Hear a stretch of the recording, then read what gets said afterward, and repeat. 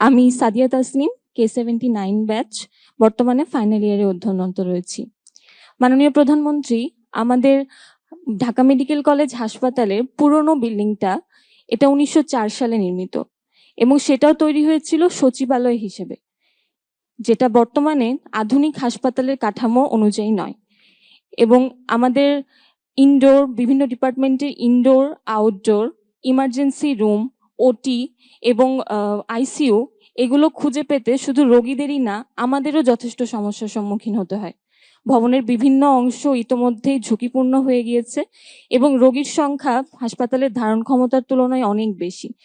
এই সমস্ত কিছুর সমাধানে একটি প্রকল্পের কথা আমরা অনেকদিন যাবৎ শুনে আসছি, যে নতুনভাবে একটি প্রকল্প তৈরি হবে, যেখানে আমাদের হাসপাতাল নতুনভাবে তৈরি করা হবে, কিন্তু এর কোনো বাস্তবায়ন আমরা এখনো দেখি নাই।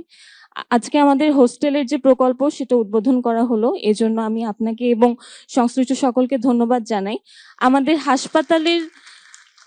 আমাদের হাসপাতালের ভবনটি নির্মাণের যে প্রকল্প সেটারও দ্রুত উদ্বোধন এবং বাস্তবায়নের অনুরোধ জানাচ্ছি।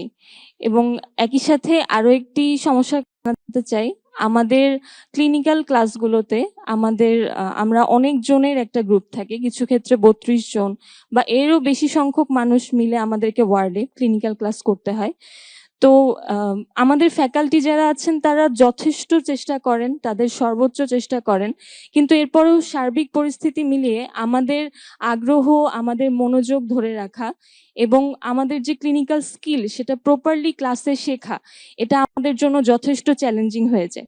এই সমস্যার সমাধানে আমি মনে করি আমাদের ঢাকা মেডিকেল কলেজের আসন সংখ্যা, যেটা বর্তমানে 230 বা 240, এটা কমিয়ে 150 বা এর চেয়েও কম করা প্রয়োজন।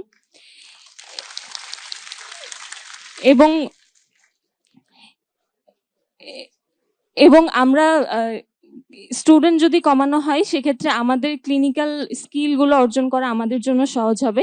এবং একই সাথে মেডিকেল ভর্তি পরীক্ষার যে প্রশ্ন কাঠামো সেটা বর্তমানে আছে 100টি MCQ এর 1 ঘন্টার একটি পরীক্ষা। এর মধ্য দিয়ে একজন স্টুডেন্টের তার MBBS কোর্স করার কম্পিটেন্সি জাজমেন্ট করা, এটা আমার মনে হয় অনেক চ্যালেঞ্জিং এবং এই ক্ষেত্রেও একটি গঠনমূলক পরিবর্তন আনা প্রয়োজন মনে করি। এই দুটো বিষয়ে আপনাদের মাননীয় প্রধানমন্ত্রী, আপনার ম্যামের এবং সংশ্লিষ্ট সকলের সহযোগিতা কামনা করছি। ধন্যবাদ।